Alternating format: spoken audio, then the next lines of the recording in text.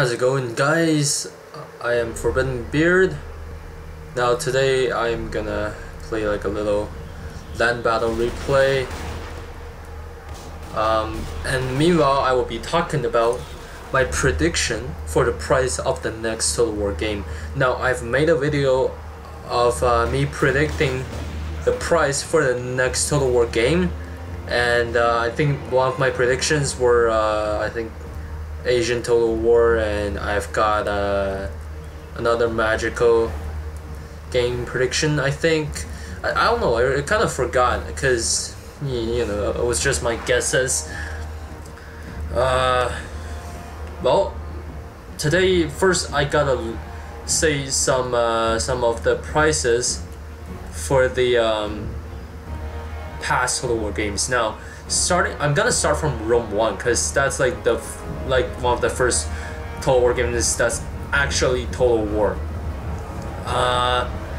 Rome Total War completely, including all the DLCs, well, there's really no DLCs, but the complete collection was $14 Canadian dollars, because I'm Canadian, you know, and I live in Canada.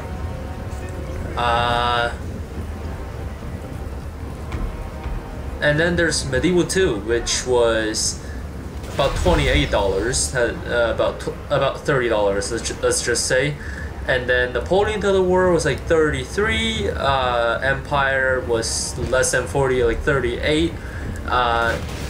And before Napoleon, things were just fine. I know $40, that's already pretty expensive, especially for a guy like me who's like really poor, because none of you guys are watching my video and I'm kind of poor, you know.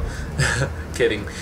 But yeah, it's I can still accept it because $40 I can squeeze it out somehow anyways. But starting from Shogun 2, the price for Total War games were skyrocketing. Now Shogun 2 was completely was about, I don't know, $80, $60 to $80. I'm not doing like really serious calculations, but it was about that price, including the Fall of Samurai, which was another $30, because Rome 2 itself was like 30 something, which I first thought was like really good, because you know, another like $30 ish, which was really really normal for me. But then there was Fall of Samurai and another shit ton of DLCs, which together was like even more expensive than the game itself, which made me kind of furious, because I mean, it's fucking DLC, like why is it so expensive? And then there's Rome 2, which was even worse. The game itself, Empire Edition, was already more than $65. I mean, what the hell is that? That's so expensive. Like, who can accept that price? Like, I know it's Total War is a good series of game, and I would love to pay my dollars for this game series, but I mean, seriously, it's just too expensive. Like, Rome 2 together is about $100. And then Total War Attila, the game itself was less expensive than Rome 2, but the DLCs together were about $80, which together makes this game $130. But as you can see, I already bought Total Warhammer. This game cost $80. What the hell? $80. That's already double the price of Empire Total War. That's already more than 4 times the price of Rome Total War. And I don't know, it's just too much. Like, I cannot accept this. I'm not even including the DLCs. Well, Chaos DLC is like $8, $9, but I got it for free because I bought it the first day the game was released. And that's already like $90. And of course they will release more and more DLCs, which I think the total price for Total Warhammer will be about $200. So my guess for the next Total War game, the game itself will be at least $90 to $100. And the following DLCs and stuff together plus the game, I'm guessing about $250. I'm not joking, guys. This is where it's going to be. If it's not the next game, it will be the game after the next game. $250 for the whole game. That is just too much, way too much. And if anybody from CA is listening right here, please decrease the price for the games. Like, I love Total War, but I just don't want to spend this much money on this game. $250. I can do a shit ton of things with this money. Like, I'm not kidding. I mean, think of how many books I can get, how many pieces of music, how many movies I can watch, right? I mean, just simply on iTunes. Fuck, a month is like $10. I can do like 2 years of music with $250. So yeah, I really want them to decrease the price.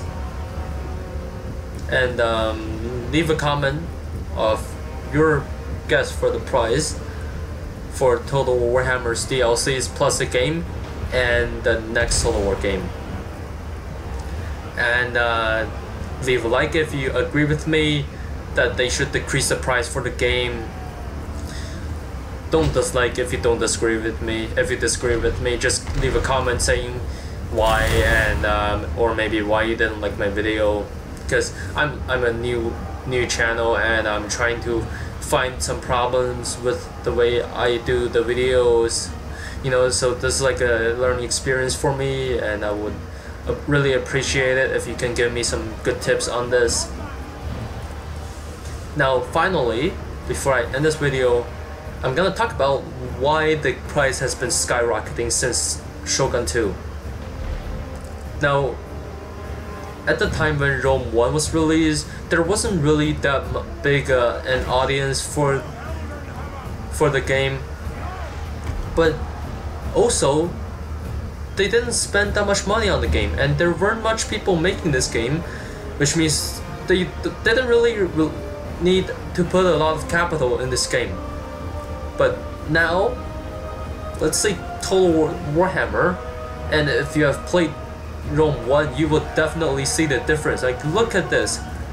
Look at how much detail this single piece of rocket has.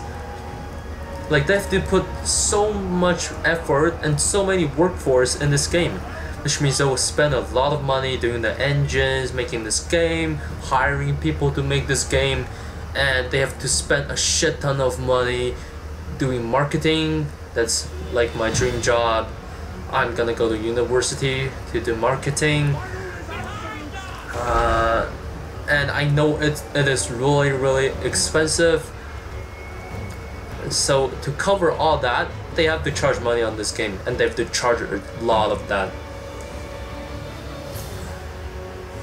So I think one way to help CA decrease the price for marketing is that we can spread the news of these games by ourselves. Like, we can go on our social medias and stuff and spread the news of the new Total War, like how good this is. I love this series of game, you know.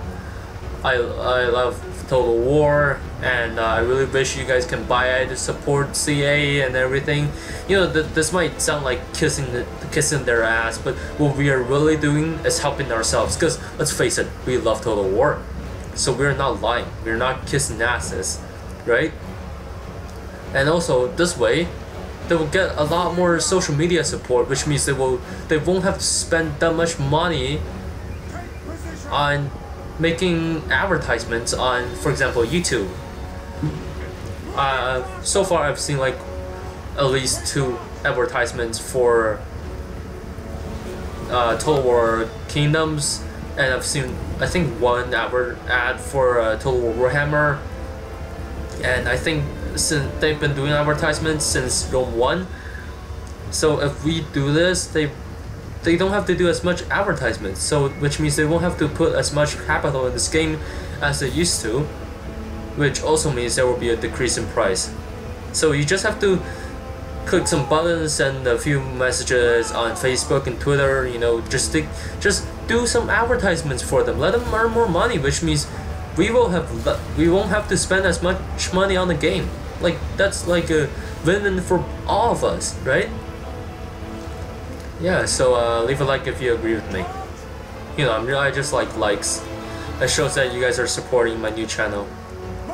And also, subscribing is also a big way of supporting me. Because I'm trying to get a partnership. If you run a YouTube channel, you will know what this means. So this is it. I'm just gonna finish this land battle.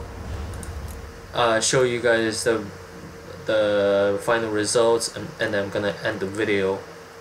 Meanwhile, I'm gonna be keep on talking about Total War. I think they can like still make some changes and improvements to this game, but so far I've been enjoying a lot of Total War Warhammer,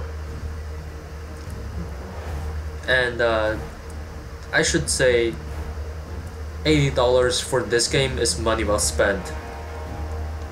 Like, after I bought Total War Attila, I was thinking, shit, I bought the wrong game. I shouldn't have bought this. Like, what the hell is this? I mean, I'm sorry if you love Total War Attila, but I don't think anybody does that. Because, let's face it, Total War Attila sucks. They have made some changes, but it's just not as good. It was good when it was first released, but it's just not good. It's far below my expectations when it first came out.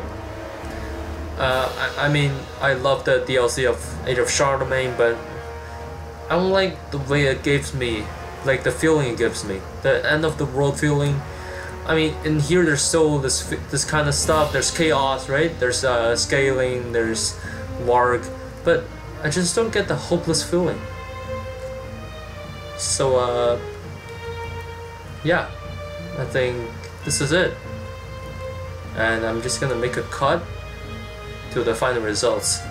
I'll be right back. Here's the end result if you really want to see this. The hero is like a new thing added on Total Warhammer, and I really love it, especially wizards, which are deadly to enemy forces. Like, if you have seen the battle, see the white stuff coming out of the wizard. I don't mean that thing. I mean like the things he shot out with his I don't know, his magic stick or something. I don't know. That was like a giant bomb that killed like so many people. Killed like 50 guys, even more than the general. He's like the second. He has the second highest kill in here, except for crossbow. Just under crossbow, man. That's really, really good. And I also really love these artilleries in Total Warhammer. It's just so freaking cool. Yeah, this is it. I hope you've enjoyed this. Thanks for watching, and sure, I will see you next time. Have a good day.